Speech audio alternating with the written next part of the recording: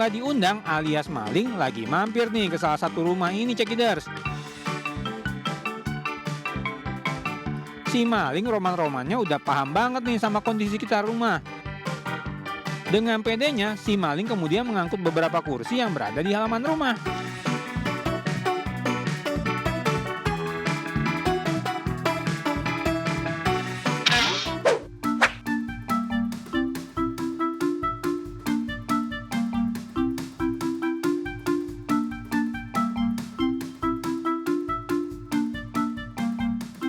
Malam-malam ngapain sih, Bang? Sibuk amat mondar-mandir di komplek warga. Ya elah, ternyata dua pemuda ini sedang merencanakan aksi pencurian, cekiders. Kali ini besi penutup saluran air jadi incaran pelaku.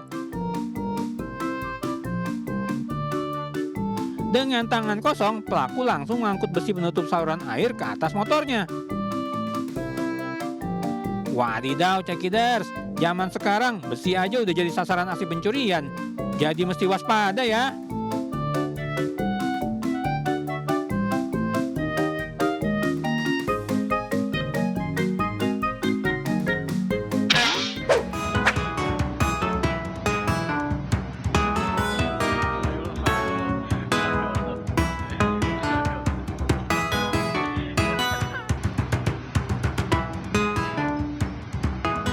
Dua pemuda yang lagi melakukan aksi vandalisme ini seketika panik karena ada pemotor yang menegurnya, cekiders. Tak mau ditangkap, pemuda itu langsung ngacir. Kejar terus, Pak, jangan sampai lolos ya.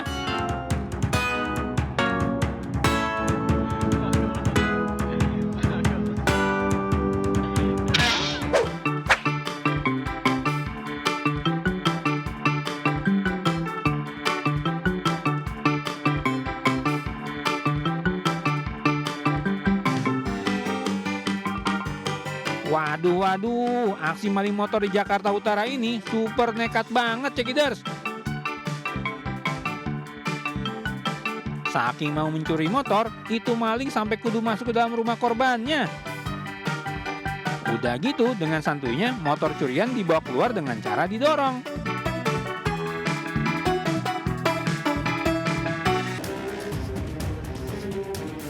MA dan SM, kedua warga Grati Pasuruan, ditangkap warga dan karyawan minimarket saat berusaha mencuri sepeda motor milik pengunjung minimarket di Bendong Munggal, Kecamatan Bangil, Kabupaten Pasuruan. Sebelumnya pasangan suami istri ini mendatangi lokasi kejadian dengan berbagi tugas. Si istri bertugas memantau situasi dan suaminya yang bertugas mengeksekusi motor. Namun aksi keduanya dipergoki karyawan minimarket dan terjatuh saat berusaha kabur. MA dan SM ditangkap di sekitaran halaman minimarket. Saksi mata mengatakan bersama temannya sudah mengintai gerak-gerik kedua pelaku lewat rekaman kamera pengintai dari dalam toko. Tapi sudah melihat tindak gerak-gerik pelaku bagaimana? Sudah. Dari sisi pertama kan dari pakaiannya, terus dan sepedanya, terus sama yang itu plat nomornya itu nggak ada. Dan kebetulan kedua pelaku langsung diamankan dan langsung kita tindak lanjuti di Polres Pasuruan. Betul, dari rekaman CCTV yang kita peroleh, kedua pelaku memang diduga bersekongkol. Kedua pelaku kini ditahan dan masih menjalani pemeriksaan tim penyidik Satreskrim Polres Pasuruan. Dari Pasuruan, Jawa Timur, Jaka Samudra, iNews melaporkan. Detik-detik aksi pencurian motor yang diparkir di dalam gang di kawasan Pelamboyan, Kebayoran, Jakarta Pusat terekam CCTV. Aksi ini dilakukan dua orang pelaku yang berboncengan motor. Melihat motor incarannya sedang diparkir, seorang pelaku turun dari motor dan langsung membobol motor dalam hitungan kurang dari 20 detik. Dilihat dari aksinya, pelaku ini cukup kawanan. Dalam waktu singkat berhasil membawa kabur motor jenis Matic ini. Korban pencurian merupakan orang tua siswa yang sedang mengantarkan anaknya ke sekolah PAUD. Korban setempat mendengar suara helm terjatuh, namun setelah diperiksa keluar, ternyata motornya tidak ada. Anak yang masuk sekolah juga istrinya naik ke atas dari sekolahan PAUD, dia duduk di warung sebelah.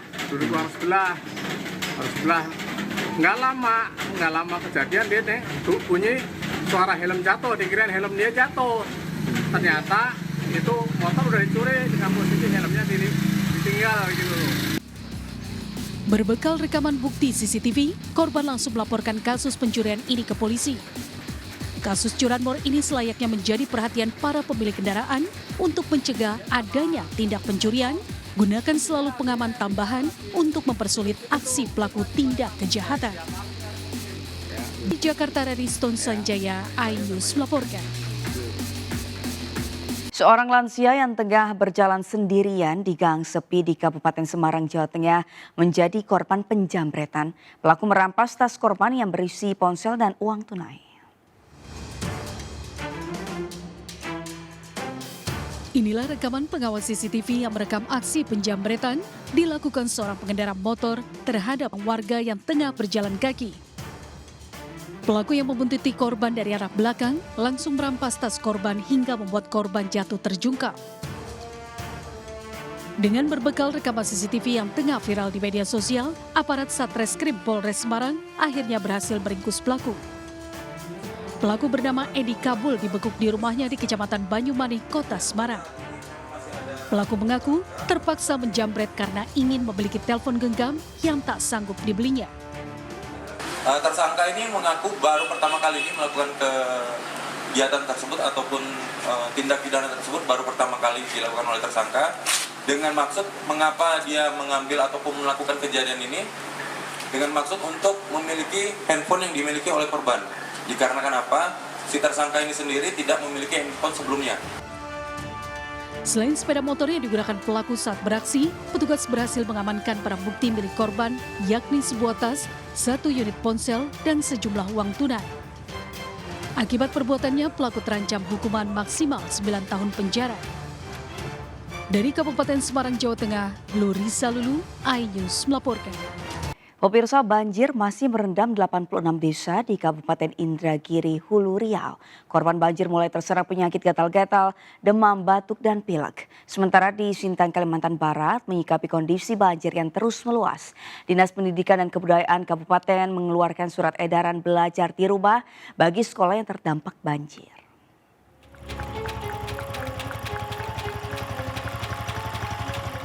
Hingga kini banjir masih merendam hampir 75% wilayah Kabupaten Indragiri Hulu.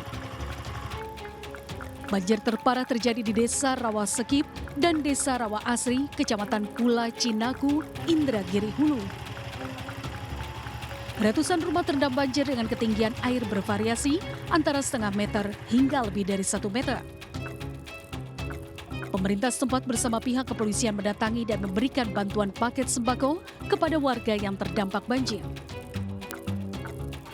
Banjir melanda Kabupaten Indragiri Hulu sejak 22 Desember 2023 lalu. Tercatat sebanyak 86 desa dari 14 kecamatan dan masih terendam banjir dengan 6.000 warga dilaporkan mengungsi. Warga korban banjir pun mulai mengeluh penyakit gatal-gatal, demam, batuk, dan pilek. Menyikapi banjir yang terus meluas, Dinas Pendidikan dan Kebudayaan Kabupaten Sintang mengeluarkan surat edaran antisipasi banjir. Disdikbud mengizinkan sekolah yang terdampak banjir melaksanakan proses belajar di rumah. Untuk mengantisipasi banjir, pihak sekolah diminta mengamankan aset-aset sekolah seperti buku, komputer, dan lainnya yang disimpan di tempat yang lebih aman. Kabupaten Sintang ini kita sudah melakukan surat edaran air semakin naik. Tanggal 17 Januari kemarin kita buat surat edaran kepada semua kepala sekolah yang ada di Kabupaten Sintang. Nah, sehingga sekolah bisa mengantisipasi sejak dini terkait dengan kondisi air.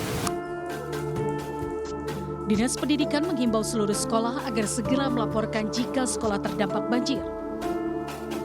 Dari Indragiri Hulu, Riau, dan Sintang, Kalimantan Barat, Tim Liputan iNews melaporkan. Pemirsa, seekor ular piton berukuran 3,5 meter dievakuasi petugas pemadam kebakaran dari dalam kandang setelah memangsa ayam ternak milik warga di Palangkaraya, Kalimantan Tengah. Usai dievakuasi, ular piton dilepaskan kembali ke hutan yang jauh dari permukiman. Bantu ikan roh, bantu jangan lengah dan kawan.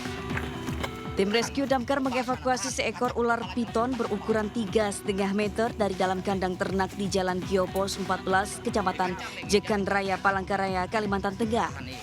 Saat dievakuasi menggunakan alat penjepit dan ditarik keluar, perut ular piton terlihat besar karena baru saja memangsa ayam ternak milik warga. Kaca kepalanya, Gong. Lakban ada di mobil. Setengah jam kemudian, ular piton dengan panjang 3,5 meter berhasil diamankan. Waktu Bapak sedang mau ngasih makan ayam tadi Pak, tiba-tiba ayamnya hilang. Nah, di saat itu juga Bapak sadar kalau di sana ada ular. Hari ini menindaklanjuti ada laporan 1 ekor ular piton dengan panjang 3,50 meter dengan besar 3,5 inci sudah memakan 1 ekor ayam. Di dalam kandang sudah dapat dievakuasi dengan butuh waktu cuma 30 menit. Setelah dievakuasi, ular piton kemudian akan dilepas liarkan kembali ke hutan yang jauh dari permukiman warga. Dari Palangkaraya, Kalimantan Tengah, Adesa Ta'anyus melaporkan. Pemirsa, banyaknya alat peraga kampanye yang dipasang secara semrawut atau tidak sesuai aturan membawa petaka. Baru-baru ini, pasangan lansia kecelakaan di Jalan Layang Kuningan dan seorang siswa di Kebumen, Jawa Tengah tewas setelah berupaya menghindari baliho caleg yang roboh.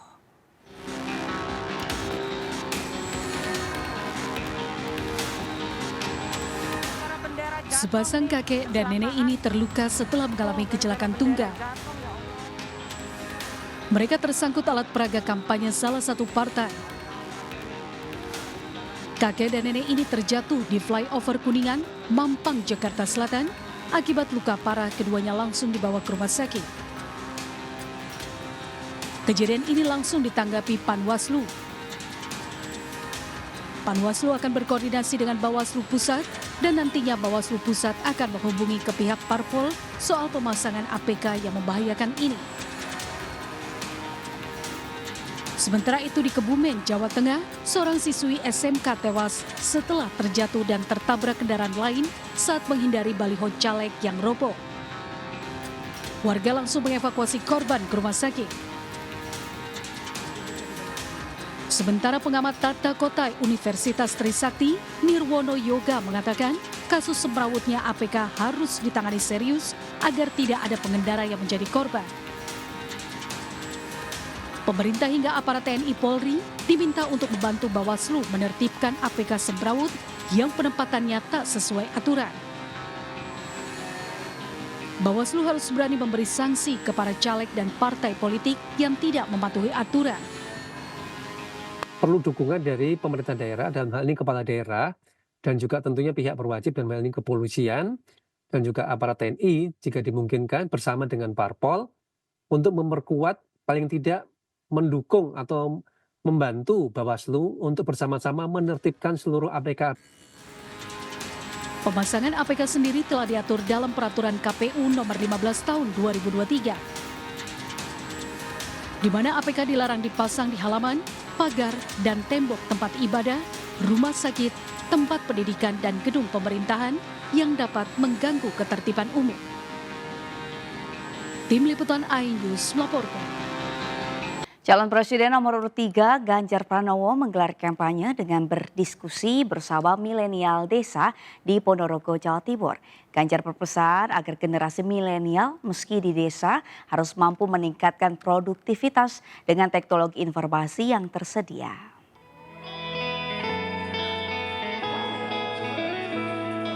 Calon Presiden nomor urut 3 Ganjar Pranowo melakukan kampanye dengan berdialog bersama ratusan generasi milenial di Ponorogo Jumat sore. Sebagian besar yang hadir merupakan pemuda desa yang tinggal di gunung dan pedesaan. Kepada para milenial ini, Ganjar berpesan agar terus kreatif mengembangkan potensi desa melalui media sosial. Menurut Ganjar, pertanian di desa jika didukung dengan teknologi bisa menjadi tambahan sumber penghasilan. Desa-desa orang mengembangkan itu, kami bertani organik. Hai orang-orang kota, kamu tak suplai sayur-sayur organik kami. Hidupmu sehat dan dia berbanyak. Petani-petani muda kemudian muncul. Jadi contoh basis ekonomi pertanian yang ada di desa bisa dikembangkan. Selain dialog dengan milenial, kegiatan kampanye Ganjar di Ponorogo diisi dengan ziarah makam dan melihat proyek Monumen Reok Nasional di Sampung Ponorogo. Dan Ponorogo, Jawa Timur, Ahmad Subeki Anyus melaporkan. Pemirsa, Ketua Umum DPP Partai Perindo Haritanu Sudibyo menanggapi langkah politisi senior Maru Arar Sirait keluar dari PDI Perjuangan. Keluarga Maru Arar dinilai untuk mencari posisi yang lebih strategis dengan mengikuti jejak langkah politik Presiden Joko Widodo.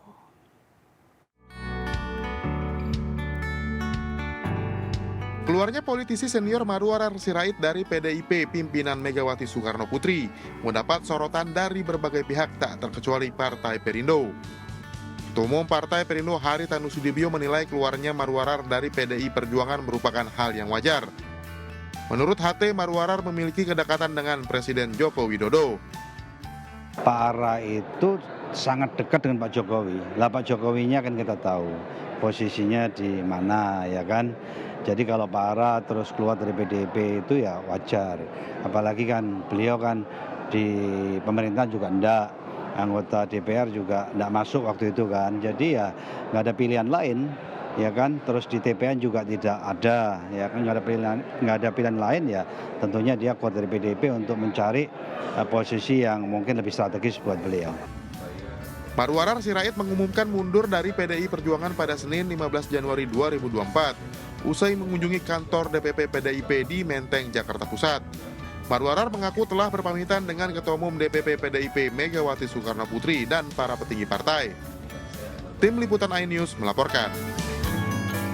Pemirsa, usai dilaporkan ke Bawaslu, Wali Kota Medan Bobi Nasution menjelaskan bahwa foto dirinya bersama Capres Prabowo Subianto adalah foto lama. Bobi menyebut foto tersebut merupakan foto saat HUT Kota Medan tahun 2023 dan Prabowo berstatus sebagai Menteri Pertahanan.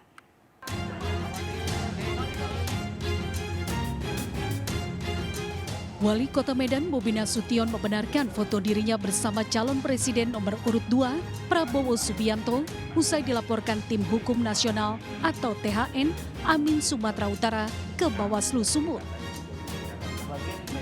Bobi menyebut foto tersebut merupakan foto lama saat HUT Kota Medan yang dihadiri Prabowo Subianto yang berstatus Menteri Pertahanan sebelum mencalonkan diri sebagai calon presiden.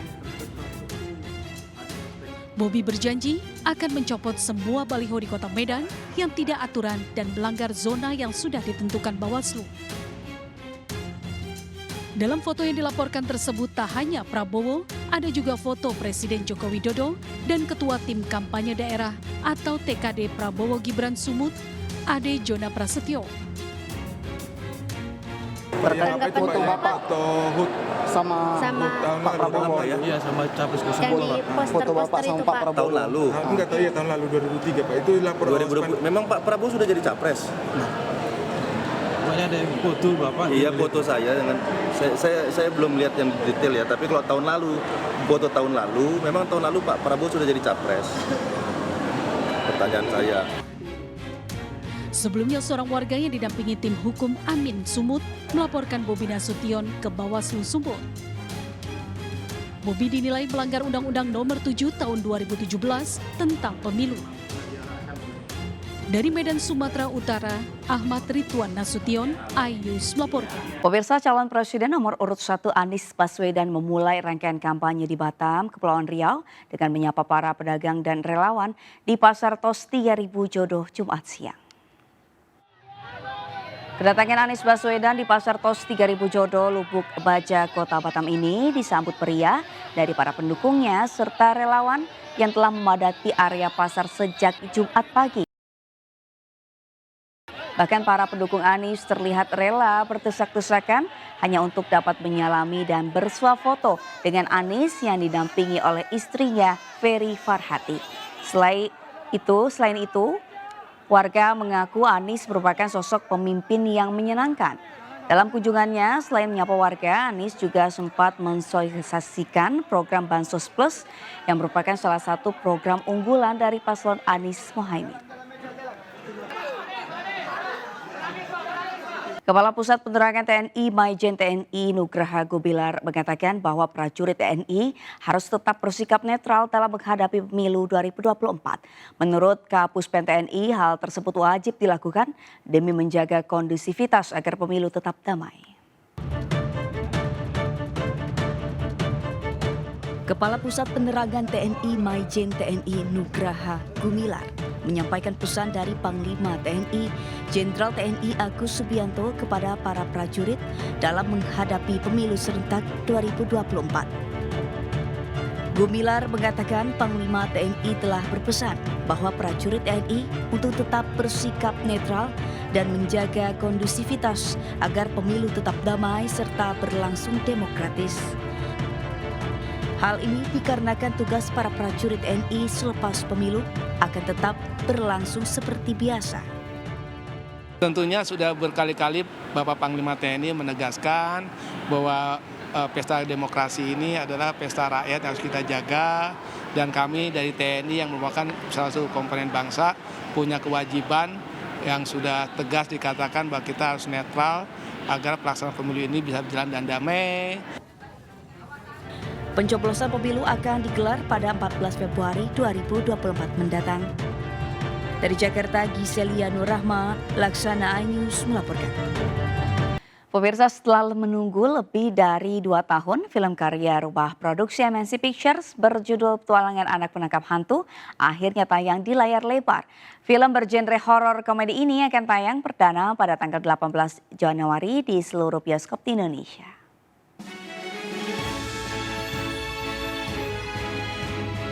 Gala premier Petualangan Anak Penangkap Hantu dihadiri oleh seluruh artis pendukung dan para pencinta film di salah satu bioskop di kawasan Jakarta Selatan.